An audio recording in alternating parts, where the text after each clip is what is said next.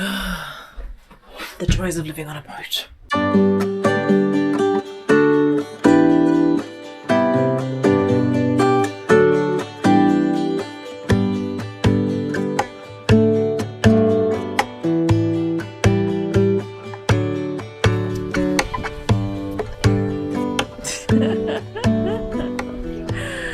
We do not have a pasta roll.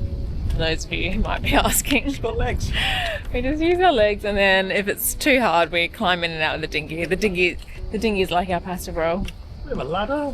Yeah, we do have a ladder for emergencies. Yes, if all else fails. Yes. This is my favourite part of cruising. Yeah. In this beautiful little place, and you're like kind of like wondering what infrastructure you're going to see. And look at this guy going out. What is he up to? He's actually doing his plane. Oh, that's cool. Okay. He's better. Yes, I love that. That's what I really like to see, someone actually shaping their plankton. well, this looks like a lovely spot to spend a couple of days. I think that there's some strong winds coming through, so I think we're going. Definitely some strong winds coming through. Are you okay? Well, yes, because I'm not leaving for a few days. Oh, right. Because of the strong winds that may be coming. Oh, I thought we were going to be discussing your cheese intolerance. Anyway, we are going to be spending that time exploring this island. We're hiring a car tomorrow, so... Wicked little boat. Oh, God. So we can see what else Nicetos has to offer, because right now we're just in the port of, I think it's Pali. But anyway, for the moment, we're going to go and find somewhere to have a little beer. Well-earned beer. And possibly maybe some, like... calamari, Greek salad, some pizza. Yes, celebrating the end of another day here in Greece. I'm Terysa, this is Nick, and this is Ruby Rose 2, our floating home. If you want early access and ad-free videos, plus loads of other benefits, please consider joining our Patreon community. And for additional lifestyle and technical content, including exclusive podcasts, sign up to our Substack newsletter. Otherwise, please consider subscribing to our channel and leave a comment, because we love to hear from you. Thanks so much for watching. I hope you enjoy this episode. There's a little beach next to the harbour, which is just behind me, and it's got a little bar. We're going to have a little beer. This is perfectly adequate.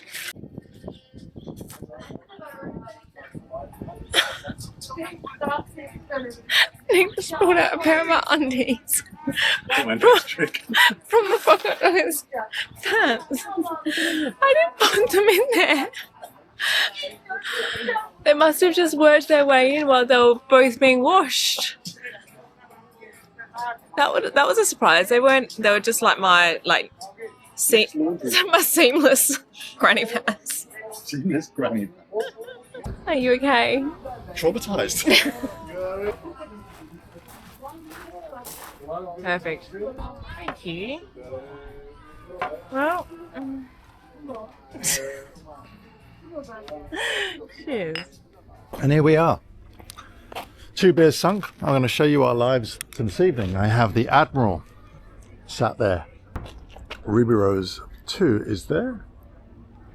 And this is the sunset. One of these pink hues of a Mediterranean sunset after a very, very hot day.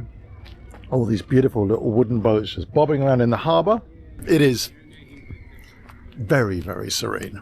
Also, something we pointed out as we were drinking our Suma is that our boat looks huge compared to the others. I mean, we have the highest mast, and yeah, compared to the little 37-foot E-tap that's next to us, with a lovely Estonian family on, it is, yeah, we're pretty huge.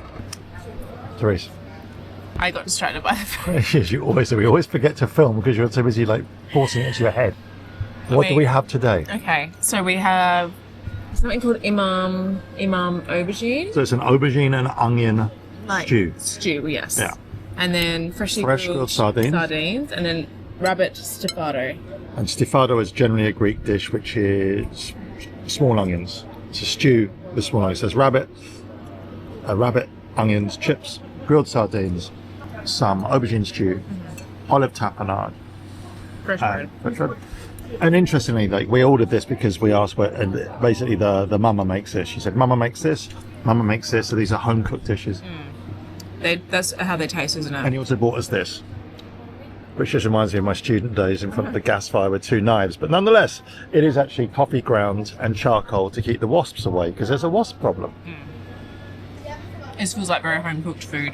It tastes like meat. Different to like what we've had a lot of so far, which is more like touristy Greek. This feels like the kind of stuff that you eat just at home. It's really nice. Oh, I love rabbit. I grew up with it, so. Yeah. Who cooked rabbit? Tiny bits. You used to buy. In the 70s, it was actually really common to eat rabbit, which has fallen out of fashion in the last 20 years because it's like your pet. Just came back from our lovely dinner. I'm talking to everyone. I know you are. I'm in my pajamas. Came back from a lovely dinner, sat and watched an episode of The Boys in our beautiful air-conditioned boat. Went to bed and realised that I couldn't feel anything coming out of the vent, air conditioning wise. Checked the display and it said HP, which is high pressure, which is normally the filter getting all clogged up. Checked the filter and it was clean.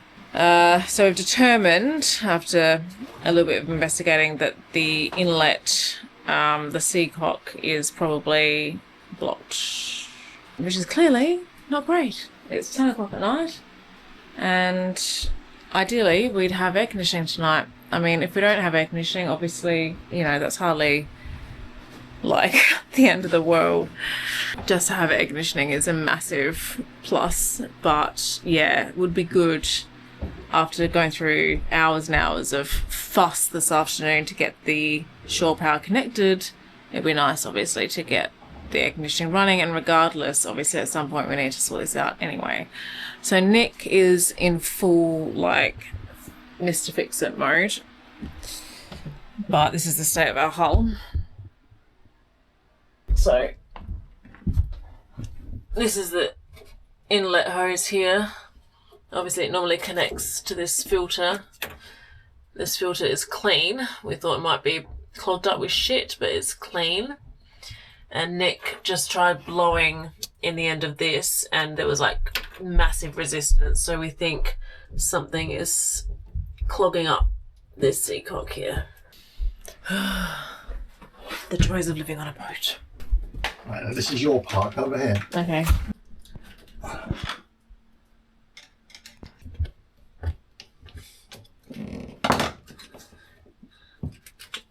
Okay? Mm-hmm. Okay, gently pump. Gently. Gently, yeah. Oh, that sounded promising. Go, keep going, pump it. Pump. Jesus. Pump.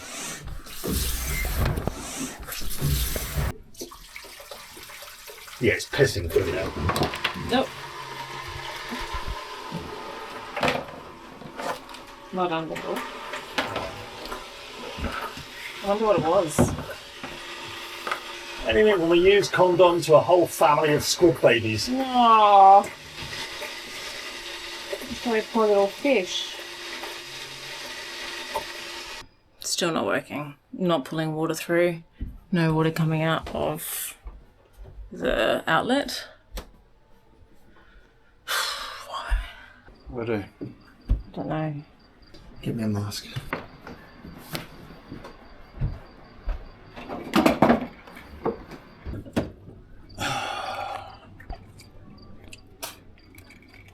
Oh, you got the torch? So you need to be shining it over the side, yeah? Yeah. Or handing it to Nick, or both. Is this waterproof, this torch? No. Okay. Or... It's opposite this hatch, Nick, where I'm shining the torch.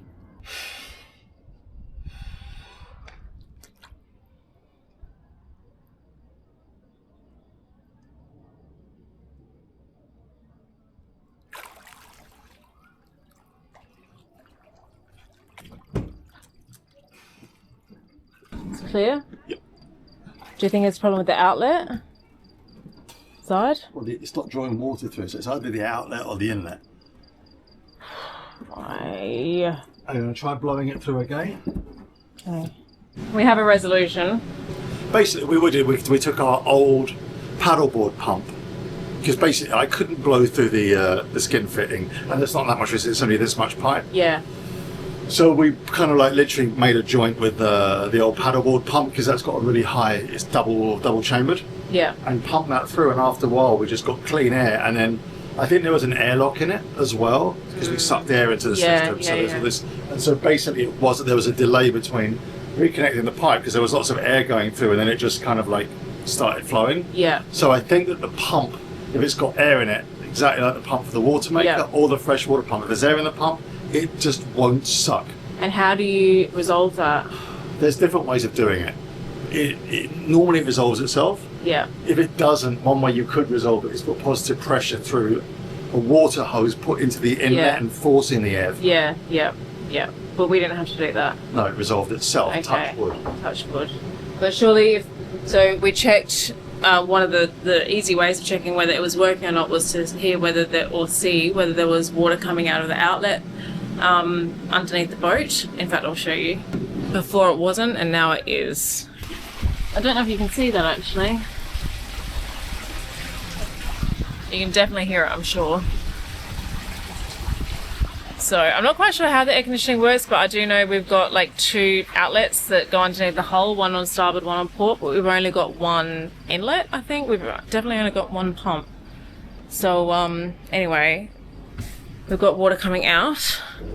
So obviously water's being drawn through, which means hopefully the issue's been resolved.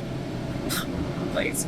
And just to be clear, I'm not being precious because I desperately need air conditioning. It's just that when something breaks on a boat, it's only ever going to get fixed by us. So it's not like we can be like, oh, well, never mind, we'll just call someone in the morning. Like, we have to resolve this, or rather Nick has to resolve this regardless. So that's where the stress comes in, just knowing that you've only got yourself to rely on to fix the problem.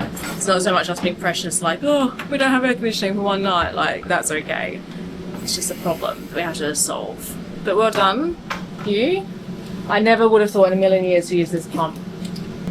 I think this has happened to quite a few other 1370 owners, and probably a lot of other owners as well. I got a message from one of the other owners saying that they had to use a fresh water flush. I think they used the deck flush and actually connected the hose and flushed it through that way. We essentially did the same thing, but just with air, right? Water would be great because it's incompressible. Well, we didn't have an adapter. We would have made it. Okay, well done, you. I never would have thought to use a paddleboard pump to do that, so that was very clever. I'm gonna go to bed now. Okay, everything's shut. Do I have... Yes. Air's coming out. Cool air's coming out. Alright guys, on that note, I'm gonna climb back into bed, which is just behind me. Got my laptop open waiting for me. I'm gonna watch some YouTube videos, not ours, not sailing stuff, something completely different. And yeah, just hopefully have a quiet night. And if this happens again, if the air conditioner packs up again, then I'm rolling over and going back to sleep, and we're sorting it out in the morning. This is as good a time as any to leave you, I suppose. I hope you enjoyed this episode, and leave us a comment down below if you've had any air conditioner problems on boats, and let us know how you fixed it. I'm hoping this is resolved, but if not, those comments could really help us out. And if you like this episode, give us a thumbs up, and if you enjoy watching videos of us sailing around Greece and occasionally fixing our boat, then please subscribe to our channel. It really, really does help. Okay, see you next week with another episode. Take care. Bye.